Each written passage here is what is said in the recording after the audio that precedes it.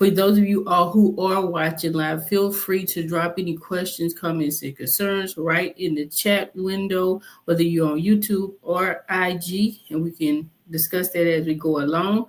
And for those of you all who are watching the replay, let me know what stood out to you in the comment section, any questions that you may have lingering after the episode. And we are going to get started. Greetings, greetings, greetings. Welcome, Asaju. Thank you again for joining. So, as always, so we are going to first, I want to look at the survey results because you guys took this on YouTube. And my apologies for those of you all who are on IG. I forgot to send out the survey link because I was sick last week, so that's why we delayed it until today. But it was basically, if you have any questions about the episode, of course you guys can ask those questions as we go along. So I did start by asking you guys, at what age did you first introduce your child to African spirituality or Ifa in particular, if you practice the tradition? So before the age of 5, none of you all identified that you started teaching your children about the tradition. Between the ages of 6 to 12, about 21% of you all stated that you did. And 13 to 18, 11%. And then the majority of you all, 68%, said you either don't have children or it's just not applicable to you to teach your children. So it makes sense for sure because of where we are when it comes to the tradition as a whole. We're starting to really come up in the tradition. There have been people practicing African spirituality throughout, so it's not a brand new concept holistically. However, it is growing and it is becoming wider known. I don't want to use the word mainstream just yet because I don't think that we're there yet. I know we're not there yet. I'm going to say it that way. Though, that is my world for sure. And that's the world of many other people. So, we don't think twice about their reality. But still to the world, it's not something that's pushed out there and promoted a lot. So we are going to deal with challenges with people trying to integrate their children into the tradition. And that's what we're here to talk about today, because this is very, very important for those of us who are practicing. So we're going to get to the message, which is basically introducing children to Ifa. And, just for reference here from my own experiences, I told you guys in the previous live stream, like my children went with me through every single transition that I had when it came to practicing any religion for that matter. And they were very, very young when we transitioned, my husband and I transitioned from Christianity into Hebrew Israelite type of faith. We didn't really join any type of group or anything, but we were subscribing to that philosophy for a while, for a number of years. And so there wasn't too much of a discrepancy for them. It's really just putting a black face on Jesus. But, otherwise the philosophy and the core of that messaging is the same. So it wasn't a big deal for them. Then we kind of just transitioned into like a more conscious way of being. And in that process, we didn't have a specific faith or religion that we were subscribing to. We just believed in the creator at that space. And then I finally transitioned into African spirituality. My husband does not practice, but he supports my practice in the tradition.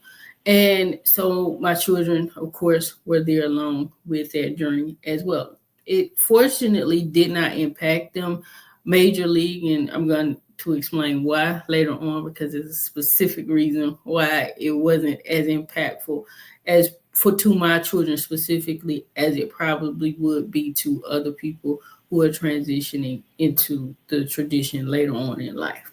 So one of the things that I always encourage people to do, because I do get questions even on a one-on-one basis about this, is to start introducing your children as early as possible to the tradition. Because we have to think about it. Like, any tradition, any religion that you grow up in, 9 times out of 10, you're going to start with it from a baby, right? Just like if you were born into a family that practices Christianity, Islam, Buddhism, or any other religion, you're going to get that nourishment early on in your practice. And so the same thing, in my opinion, should apply with the traditions, with African spirituality. Unfortunately, because it is not mainstream, as I said before, there are going to be some challenges there. Greetings, our Addison. For many people who do try to cross this line, but you still should try to talk to your children at a level that they understand. They absorb really, really quickly. For most, it won't even be a big deal. You do have to explain certain dynamics to very, very young children. So when they go out into the world, they are careful what they say, because, especially in American society, when they want to call defects and things like that, and, a young child trying to explain a blood sacrifice may be a little bit challenging. But at the core, you definitely want to walk in Iwa Pele, because that's the core of the tradition overall, right? All of the rituals and the spiritual medicine and all these extra things that we do, they're great things. Don't misunderstand me. They help us to walk in Iwa Pele, but they are nothing if we're not walking in Iwa Pele, if that's not our goal, to be in balance. Right, just to go and get these things and just to have all of this stuff so that we can experience outward success and not really deal with the inside of us. So as with any spiritual practice or religion, you should absolutely be more so focused on teaching your child the principles of that. And of course, that can happen in so many ways. It should be happening from you modeling it, but also there are different ways to teach it through the Odu and so forth and so on, right? When you explain the Orishas and the ancestors, these can somewhat be difficult, probably not for the youngest of children, because they understand those abstract concepts just the same way you say an angel, or even so the devil, or things like that. And I'm not saying that neither the Orishas or the ancestors or this, but when those concepts are explained, they're showcased, right? A lot of times, especially in today's world, when it comes to Christianity, you have the different shows, the cartoons and so forth, the books, etc. And that's an area where we really need to grow overall. Greetings and welcome to everybody who is joining on either platform. Really appreciate you guys for showing up today. So, you explain those, it's best that you can to them, and they'll get it because it's part of who they are. So naturally, they're just going to get it. There is a growing list, but to me, it's still very much so lacking when it comes to children, integrating them into the tradition, like children's books, to the children's shows, the cartoons and things like that. So that is definitely an area that people should consider if you want to, be able to help other people transition their children into the tradition as well, especially in the diaspora where we're lacking those types of resources, but they are coming along. All right.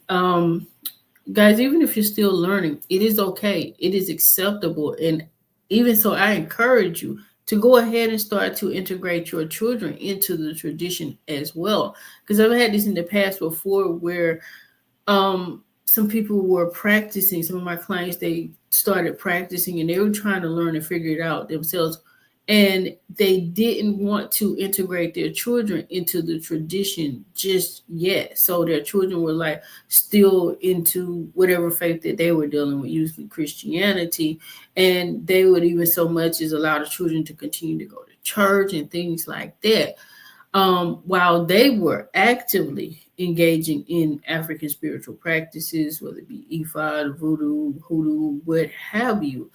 And I mean, I get it to a point because I was there myself, especially when we transitioned from the Christianity to the Hebrew Israelite movement, because I wanted to be sure especially when it came to the different names or what have you for God, because anybody familiar with that movement, it is heavily bent on like using the original names, which I agree with. However, there's so many discrepancies among the different camps as to what is the true name of God or what have you. So I was very cautious there personally with giving my children a name to say, oh, this is the real name of God. We weren't saying Jesus at that point. We just said, like this generic God label or what have you.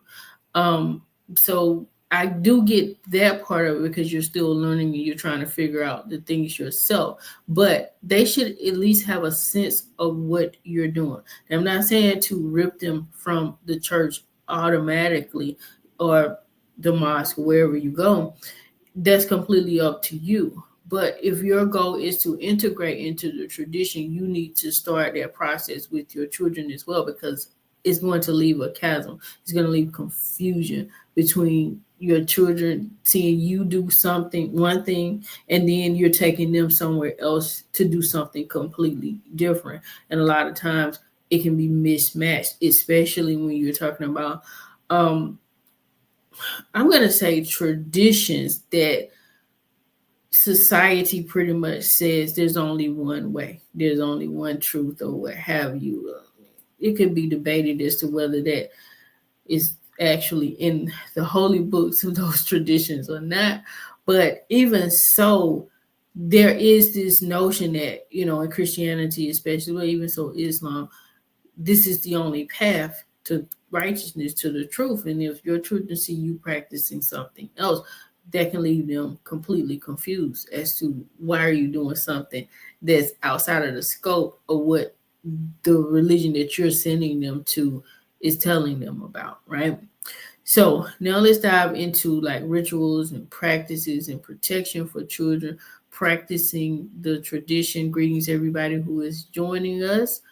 Number one, you can absolutely integrate your children into getting readings and things like that. That is strongly encouraged, right? So if you're getting readings on a regular basis, you should definitely be doing that for your children so that they can be helped as they come along.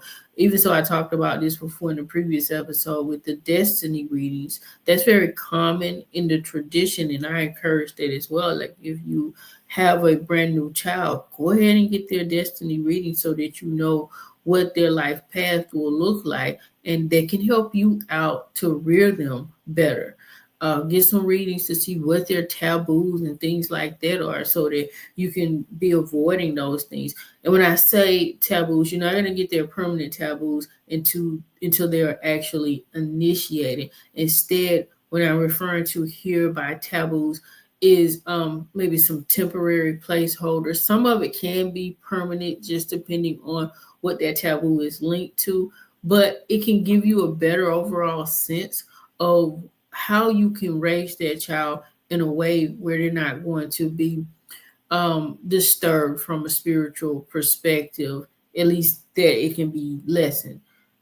Go figure out their egg group, because if they belong to certain groups, especially Leko, you want to start the ritual practices early on, because otherwise those children can have some major league challenges throughout life. So yeah, there's so many different things that you can do at this level. Definitely getting readings, and usually if you're going to do readings with for your children or what have you, or as a family group as a whole, so it might be just two mates, a husband and a wife or something like that. But especially as you add children on, many times like a diviner, your priest, your priestess, or what have you, will offer you family level discounts on it, because they understand that it can be very, very costly to do those types of things. But yeah, get your children readings and things like that. I absolutely do, because I want them to have the best opportunity at life. Okay, so initiation. You don't have to go and get the child initiated off the bat. When you get a reading, it may say that they should be initiated. Sometimes it will be like urgently that they need to go ahead and get initiated to avoid certain problems in life. In those cases, I absolutely do recommend you go ahead and going down that path of initiation if you can do so for your child. Okay. But, if you want to wait, you can wait otherwise, but it can be very, very helpful for them. In the diaspora, a lot of times people will wait because it's more so along that lines of, they want the child to understand what they're doing, similar to like a baptism in Christianity, not in Catholicism. So if you come from a Catholic background, they go ahead and baptize early on before the child is even aware that they're in the world, right? And that's very similar to the way it has been done traditionally or historically in Yoruba land. Children were initiated at fairly young ages. Nowadays, it's not as prevalent to see that happening. A lot of that has to do with, financial resources, because you have to pay for it. You had to pay for it back then, but back then, Yoruba society was in a much better place because they were more so salient than what we see now post-colonization and things of that nature, right? So I would suggest, if that's the path, that's the route that you want to take to get them initiated, you can absolutely go ahead and do so. In Yoruba land, this is common practice to work with children, so it's not a big deal at all. Through either full-on initiation or Isefa, which is receiving the hand of Ifa, you can get a Yoruba name for your child so they can go ahead and have their name and utilize it, right? And this is great for cultural immersion, not just through Ifa or the Yoruba culture, but through African culture in general, for children to understand, that our names, our original names, were very, very different than the Europeanized names that many of us carry in today's world. I was blessed that I didn't get a Europeanized name, but unfortunately, many people do when they don't understand how much that impacts their identity, who they are.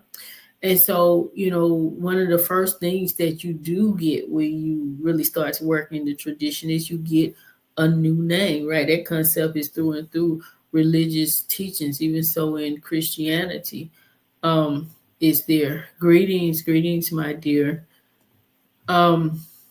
So definitely you should, go ahead. You can go ahead and get that done for them. Like I said, you can get there. Usually it's going to be I won't say usually. It may be a temporary name when they receive their hand of Ifa, and it may change later on when they go through full initiation. But still having that name that's connected to Ifa, or even an Orisha, if they have an Orisha pot, can be very, very beneficial there. All right. That being said, you do have to be careful, especially with young children and children that are like in a public school setting, or even so a private school setting that is not connected to like Afrocentric beliefs and things like that, right? Because children can absolutely be ostracized when they carry names that are different than the dominant culture. So if you're in the Western world, obviously you send your child to school, they're usually going to be bombarded with a lot of Europeanized names and things like that. That's what's common. That's what's prevalent.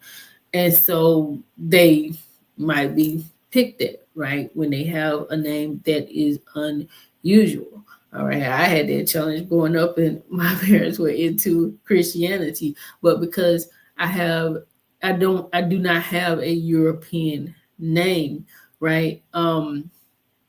It even Asanee, that's not even my biological name, that's a spiritual name, but my biological name is not a European name. It is what you would call an African American name. So with that being said, I had those challenges even so myself, where I just went by a shortened name, and that wasn't even by my choosing. That was because that's what my parents called me, so I was just used to it growing up. But when I did get older and wanted to connect more with my roots and who I was, I chose to start to use my full biological name at that stage in my journey. And it didn't matter to me what anybody said. But again, that can be challenging for young children. So do be mindful of that. You don't want to do anything that is going to cause your children hardships in life, because what that can do is make them belligerent against the tradition itself when you try to force things on them because that's the way you choose to live. Even somebody who has children that are born into the tradition, unless you make specific efforts to ensure that your children are acculturated around African spirituality and African belief systems, you're probably going to have challenges if you are like kind of putting them in westernized systems, school systems, and things like that growing up. So that is something to think about, because you don't want them to hate the tradition growing up. You want them to, be able to make an apt decision and not let it be shrouded in shame, right, and confusion and things like that. Now, when it comes to like the practical aspects of the tradition, you can go ahead and get your children like beads, charms, and so many different items to keep them protected. And I absolutely suggest that, especially in the modern world, for small children, especially the day that is the consecrated Lakis. Most people say Lakis, that's why I have it there, but ID rather. So you can get those for small children to fit their arms as well, and hopefully they won't fall off or anything. But definitely exercise caution and wisdom, especially for very, very young babies who, like to put things in their mouth and so forth and so on. So, be wise, right? Absolutely be wise in everything that you do. Use logic and wisdom. All right. If you want to use the protection charms, but the child is really young, or you're afraid the child is going to lose it or break it or something like that, you can usually, or even so a special needs child, you can usually put it like in their room on a desk or something like that, or if they're going out, maybe tuck it away in their backpack. And these are for charms. Elekis are normally worn, right? So you want to try to put that on the child, but if you want them to have some extra level of protection work, absolutely go ahead and get that for them, and just put it in a safe place and keep it there. Greetings everybody who is coming in and joining us. Thank you for showing up today, guys. Let's see. In young children, very young children can absolutely work with the Orisha altars, the shrines, and things like that. Adult supervision is very, very important, especially because we are giving food offerings and things like that. So you want, to make sure that the child knows that those offerings go to the Orisha, etc. Especially when you're feeding Orishas like Egbe or Room, because they take candy and sweets and so forth and so on. They can eat it later on, but you want to try to make sure that the children are mindful and aware that this is for an Orisha first, and just understanding the whole concept behind that. So I have a question over here. Greetings, Joy Life. How do we know which Elekis to get for our children? I know who I feel connected with, but don't know for my child. So that's a great question. It all depends on you. So you can check to see who your child's head Orisha is, and maybe get Elekis for their head Orisha if you want to do it that way.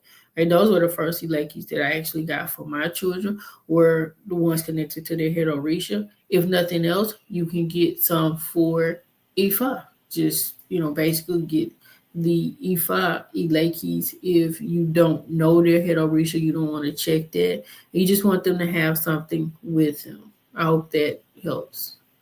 So yeah, they can go ahead and work with those Orisha altars or shrines or what have you. They don't need one for themselves. All right. This is something that I was told when I first started with a different owl than I work with right now, that, I should get some, the hand of Ifa for my children as well. And I was like, what? That's a lot, because not only am I maintaining my own hand of Ifa, then I would have to help them do it. And they were not in a space where they could maintain this completely on their own. And fortunately, later on, when I transitioned to working with our district, it was like, no, doesn't have to be that way. They can, you can give offerings for them through yours, or you can have them give offerings through the hand of Ifa. Of course, you want to get proper training on that. You are very, very welcome in Joy Life. So you don't have to have all of that, right? You can one person can maintain the hand of Ifa, and we give offerings through that one hand of Ifa for the entire family, or even for strangers, others, right? So you can do it that way as well. Um, a kosher. We talked about this before. Just want to reiterate it quickly again here. Children, young children can take a kosher. There are certain kinds that they can't take, or some that needs to be altered for that child, maybe the dosing or something like that, or even so much as the constituents of the kosher. So I always say when you're working with your owl, tell them what's going on, tell them who it is for, right? It's for a young child or for you or an older person, whoever it's for. If you're pregnant, definitely make that known as well. All of those things, all of those factors are important because it's spiritual medicine. So think about it as you would any other kind of medicine. If you go to the doctor and get a prescription for allopathic medicine, that is going to require you to dose according to the person's age, and very similar in Ifa with spiritual medicine in general. So Ifa initiation, we're going to cover this really, really briefly. Um, the best age is going to vary for that child. You know your child better than anyone else. Also, it can be determined by divination to see does that child need that right away. In some cases, it is important for a child to go ahead and get that so that they can avoid certain challenges in life, even up to death. However, it's not necessary that you have to do this for every single child right away. All right. It is common, again, for that to happen around the age of 5 in Yoruba land, but you don't have to do it because it's me. That wasn't my choice to do that, right? Anybody can do it if they choose to do it, but it didn't make sense for me and my household, right? Like, who was it? Daniel? Right. As for me and my household, or was it Joseph? I forget. But I know it's, in the Bible. They say, as for me and my household, we're going to serve the Lord, right? So, but as for me and my household, it wasn't for us to do that at that particular time. All right. So, we already talked about this. They can absolutely be initiated. Now, there are some signs that you do want to look out for if a child is being called to initiate, if you haven't gotten a reading about it. But if a child is having like some unusual dreams or just consistent health issues that don't have a root cause or something like that, if you notice your child has heightened intuition, like they're coming to you, telling you things that are going on that they shouldn't know about, or they might even tell you something and it just manifests soon thereafter, or you just see that strong connection, you can go ahead and initiate them because those are signs that they probably do need initiation. Again, anything can be verified through divination when it comes to this particular factor, all right? You don't have to go to Nigeria to initiate your child, but you can. It would be a beautiful, blessed experience for them to go to Nigeria, especially if they've never been to the continent before. But again, that can be challenging for very, very young children. So, or special needs. We talked about that before in a different episode. So, temper that with your own situation, okay? You can also do it elsewhere. Usually it's going to last 3 days. That's the normal time frame for Ifa initiation if you take them through that process, but it can go up to 10 days. That is common. 3 days for the initiation process itself. Up to 10 days, you're staying in Nigeria for the extra work, extra information, guidance, extra spiritual protections, and so forth and so on are usually going to go on in that last 7-day window. So, be prepared for that reality, especially if you're dealing with very young children. All right. And if your child, does, after they've been initiated, you choose that route for them, later on in life, they choose to go another path, they can still benefit from the initiation process. They're going to benefit from that heightened intuition and that heightened spiritual awareness. Now, it can be challenging on the opposite end of that if they go and get initiated and then later on in life they decide not to practice Ifa, because then they disconnect themselves rather from those continual blessings that come with the initiation process and continually feeding Ifa and things like that. That's why you want to make this decision very wisely. Don't just make it because I want to rush and go down this path and kind of force my child to do this because I want this for their life. It should never be a decision that you make because it's something that you want for their life, because we do live in different times now. Historically, when the tradition was widespread practice in Europe land, it wasn't a thing that was natural. It was just as natural as you getting your child baptized in today's world in a Western society, right? So it was what everybody was doing. So there was no kind of shame or anything like that attached to the tradition. But we do have to live in reality, right? Because that child can experience ostracism and things like that due to their connection with the tradition as they grow older. So, keep in touch with those realities. Get wise counsel when you're making those types of decisions. Now, let's talk about raising children in Ifa outside of Nigeria, because that's the situation that many of us are faced with. Okay.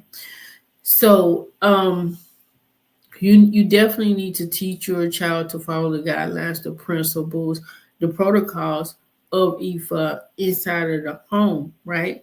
But also to be respectful of people with other beliefs outside of the home, because that's what they're going to be faced with. They're going to be faced with more people who don't practice the tradition if they are put in regular schools or non-Afrocentric private school environments and things like that. And I'm going to jump into that shortly as far as talking about some of those alternative educational environments and things like that that can be helpful for children practicing the tradition, okay?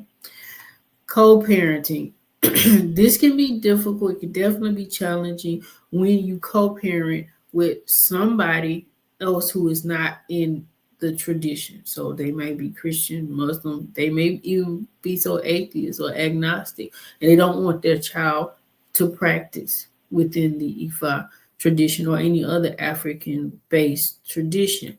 So you want to go ahead and get a reading or spiritual investigation, something like that, to see what's the best approach that you can take for that, because everybody's situation is different. So you want wise counsel, because there are so many different scenarios that go down with co-parenting as a whole, like beyond just the religious belief.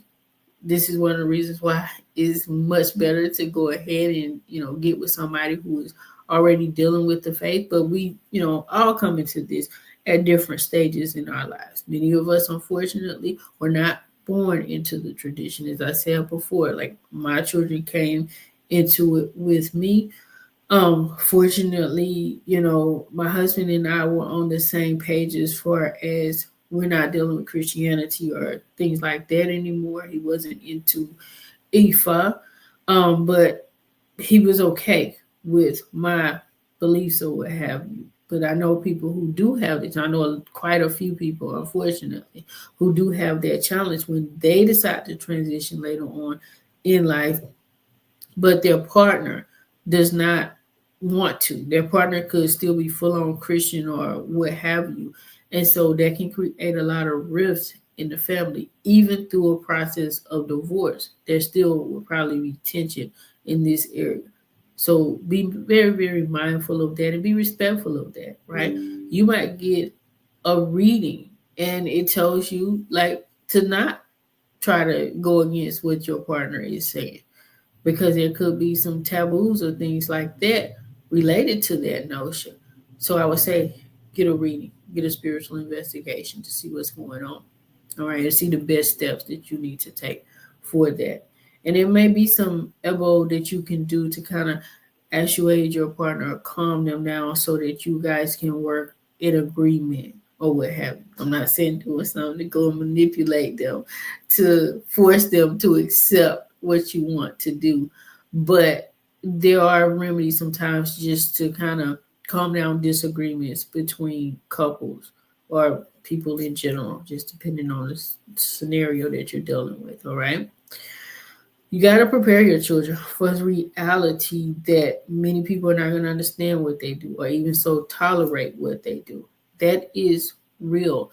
This is why you do want to be careful when intermingling your children in ritual work, especially blood sacrifices and things like that, very young children, because when they go out into the world and they talk about those dynamics, it can easily bring up a whole lot of questions. It can easily bring a lot of attention to you that you don't want. So when you are showing your children these types of things, you definitely want to give them a whole lot of context. You need to understand where they are in their levels of reasoning. All right. Very young children, especially 5, 6, 7, those age ranges. Right. You just have to be careful with those scenarios. All right. When it comes to putting your children in school in the Western world, in America, say America, not the Western world here, because I don't want to speak globally. I'm pretty sure that these protections apply to other parts of the world too, but specifically in America, there are reasonable accommodations that can be made for religious practices, not specific to IFA. They're global overall, right? So there's a separation of church and state within the U.S., and so you're not forced to accept Christian beliefs or any other mainstream beliefs, which is Christianity in the West, in the U.S. that is. So you're not forced or relegated to practicing those belief systems, and your children should be allowed time, pending that these things don't disrupt the regular school day or what have you, but they should be allowed time off and the ability to make up work and things like that.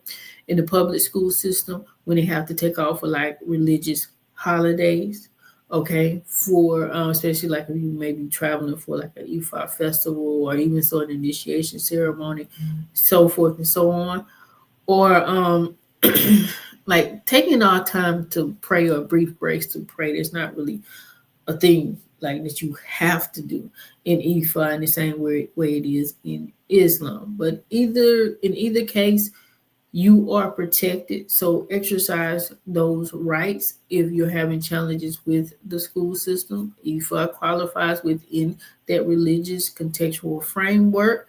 So you want to go and look into your First Amendment right, your Title 5 rights for your children, Title 6, Title 6 of the Civil Rights Act, right? When you're faced with challenges in these areas. I'm going to try to do a longer write-up on my blog talking about this. It's gonna probably take a few weeks, but I do want to write this up so that you can get a deeper understanding of your rights under these particular laws if you do face challenges in the school system with training your child in IFA.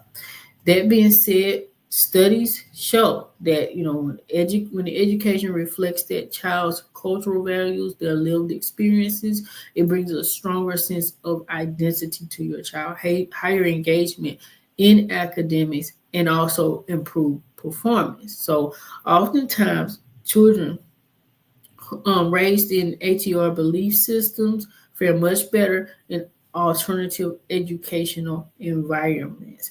So I would definitely suggest that if you want to raise the bar with having them to understand their spiritual identity better, integrating into those cultural values, and even so an IFA or African traditional worldview.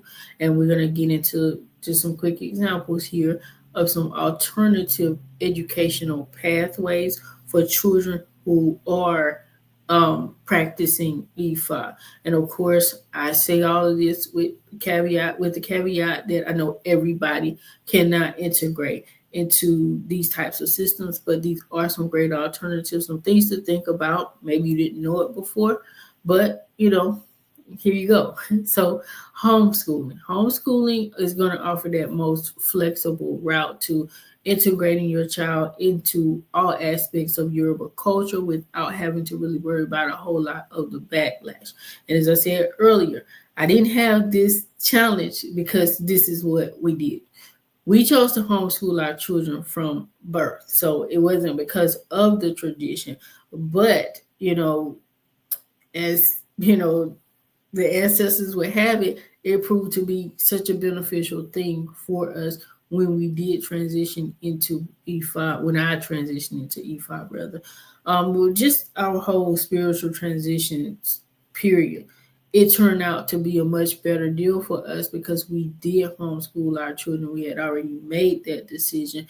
And that helps us out just in so many different areas because we didn't have to deal with one of the main reasons we did do it because we didn't want them brought up with that westernized education. So not only did we homeschool, we chose a more Afrocentric approach to their academics. So we purposely went out and got Afrocentric related books and texts, and we would expose them to different philosophies and different leaders within the the pro-black black nationalist, I didn't want to say conscious community because that's not the right word, but you guys know what I mean. So we exposed our children to a lot of that type of information intentionally prior to going into the tradition or what have you. So I strongly suggest this as an option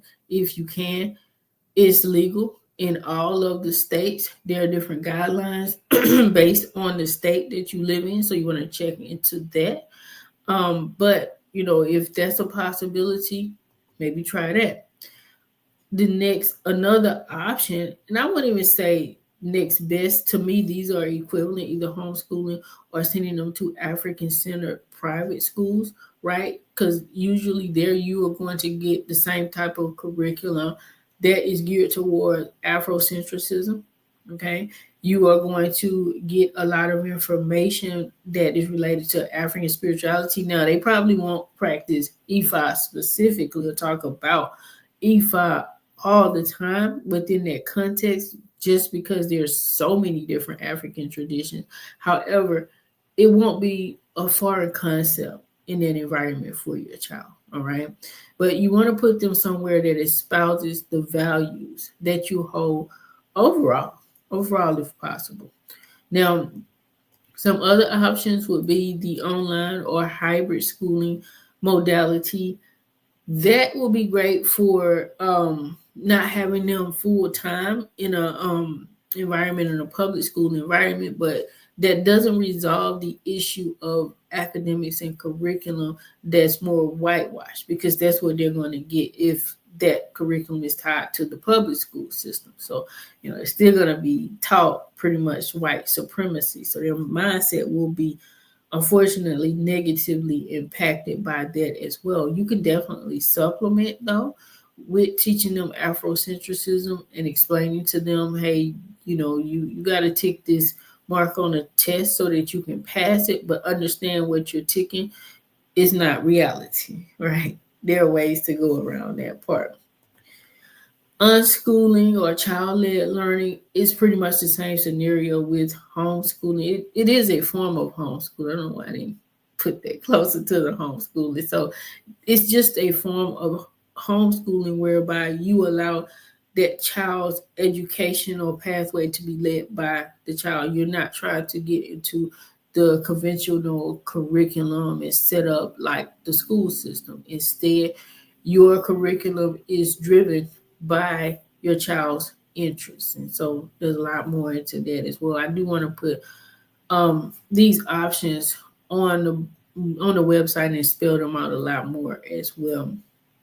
And then two, you have like cultural learning pods. So these are collaborations with like-minded families who co-educate on the Yoruba culture or African culture, language, things like that. The child will still go to a regular school system, but usually these types of activities happen either after school or on the weekends. And we see a lot of this in the Asian cultures because they do these types of things where they might send their child to the public school system, but they make sure that they integrate their cultural education into that child throughout, their early years up into like the primary school years to the secondary school years, etc. So they're still getting their education about their culture and they're deeply grounded in where they came from. They know who they are and things like that, even though they get a primarily westernized education pathway. So these are just some options. So many more. Again, I do want to kind of flesh that out on the blog for those of you all who may be looking for more resources and references in that area. All right. Let's see. So I'm about to close up soon, but guys, if you have any questions, you guys are really quiet today. I don't know if it's because we're on Thursday or what, but you are pretty quiet today. Let me know if you have any lingering questions, comments, or concerns as we get ready to transition out. All right. It's very important, guys, to help your child to navigate that peer pressure, all right, by always affirming their identity at home. This is something that you should be doing regardless of what you practice spiritually, all right? You got to give your child the language to explain who they are with confidence. Your spiritual heritage, their spiritual heritage is absolutely part of who they are, and they need to be able to talk about that in a way that encourages them, that enlightens them, right? That brings them up, but also that we're not degrading anybody else in that process. You are saying, hi, sorry for being quiet. No issues. If you don't have anything to say, you don't. So I'm just hoping that I'm presenting what you guys are looking for. You said you're quiet because you don't have kids. I understand. A lot of you guys did say that. And most of y'all said, like, well, it was, the response was either it doesn't apply to you or you don't have children. So I get it. This is a very highly specialized topic that we're dealing with today. If your child resists the tradition, guys, don't try to force it on them, right? Because that can be a reality, especially later on in life where they say, I don't want to do this anymore. In particular, if they had a bad experience or they saw you have a bad experience with the tradition, because unfortunately that does happen. And so, again, especially if they're in public school or what have you, and they face a lot of challenges and things like that. And so later on in life, they're like, I'm not doing this, right? Or I'm not going to take my children through this. Be patient with them. Let their destiny guide them. It's not for everybody. That's just the reality. It's just not for everybody. You're saying you just arrived. Ashi, thank you for showing up. We're almost finished, but I'm gonna take a few more questions. You said you're spiritual. Okay. Gunnell, right? Is it Gunnell? Hope I'm saying it right. If I'm not, forgive me. So you're saying over here on IG, the information is also very clear. So more processing than questioning. I got you. I do. I know, because this is not just standard, Ifa, Risha conversation that we're having today. You said, thank you so much for giving me the directions possible for education. There are a few public schools that are very much aware and conscious of white supremacy and teach the true history. I say, for sure, that's growing too. We need more of those guys in the Black community. So some of you educators get out there and, let's start building this within the community so that we do have these dynamics to go to. We need that, not just for our spirituality. We need to build our community for ourselves. So for sure. Okay, go Neil. Did I say it right? Go Neil. Thank you for that. And you're saying, no, that what I'm dealing with, but no, that what I'm dealing with, but no bad experience, just trying to give my kids early wisdom. Gotcha. I got you. And that's what we all have to do, guys. We all have to do. I share to everybody. Thank you all for your comments. Besides you, we need institutions. We do at every level, right? Because this is so much bigger than our spirituality, but it starts with our spirituality. This conversation, like we need to have our own environments holistically so that we can operate with them without all of the shame, without all of having to walk on eggshells around other people. We need to be able to integrate our children and ourselves in our own communities and walk proud with that, and not have to always look over our shoulders at somebody doing this and somebody doing that. Go now, I see you. Thank you for that. And Audible, you're about to leave us. I'm leaving soon too. Gotcha. Happily colorblind. Hey, I wish it was possible, but it's not always. So yes, just stay consistent with your practice, guys. And if your child chooses another path, continue to support them with love. You don't have to ostracize them if they say they want to go into Christianity, if they want to go into Islam. Hey, if they're agnostic or even so atheists, just continue to love them and support them as much as you possibly can through their journey. So, guys, if anything we talked about today resonates with you or you're seeing a deeper personalized experience, be sure to visit us at asanee44.com. We are absolutely a full service EFI temple. I get asked this all the time. We provide anything related to the tradition. Our temple operations are out of Nigeria, so we would ship anything from there. And we do all our ritual work and everything from there. But we are here if you need us and you have any questions. You are saying, I think this is so imperative not to take on the same colonizer mindset. Absolutely. 1000%.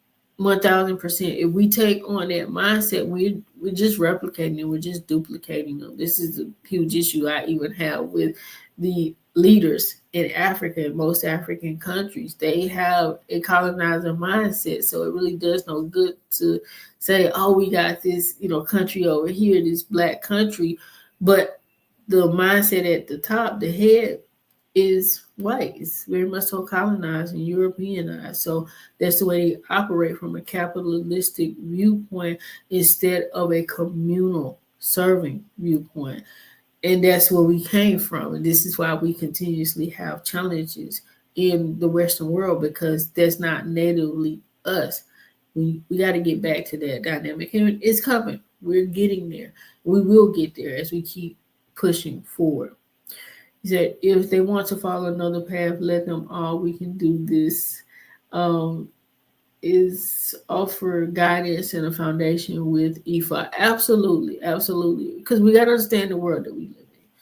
All of them are not going to want to go into the tradition. That's just the reality. But we can still support their path, right? We can be gentle. We can be wise, because that's what IFA teaches, is for us to be wise. So with that being said, and thank you all for your hearty commentary. It was very robust at the end, right? You said all that matters is we have better and evolve. Yep, that's it. All that matters is our evolution, our growth. That's what we have to do as a people group. And, by any means necessary, to quote Malcolm X, right? So, yeah. That's all I have for you guys. I forgot to tell you what we're going to talk about in the next live screen. Right? So we'll be next week. The week after next, do plan on talking about ancestor veneration, specifically from an EFA contextual basis. So definitely join us there, and we're still around. So connect with us on any of the social media platforms and check us out on the website. Ashe, Ashe, and Ashe. Have a very blessed and beautiful day and beyond, guys.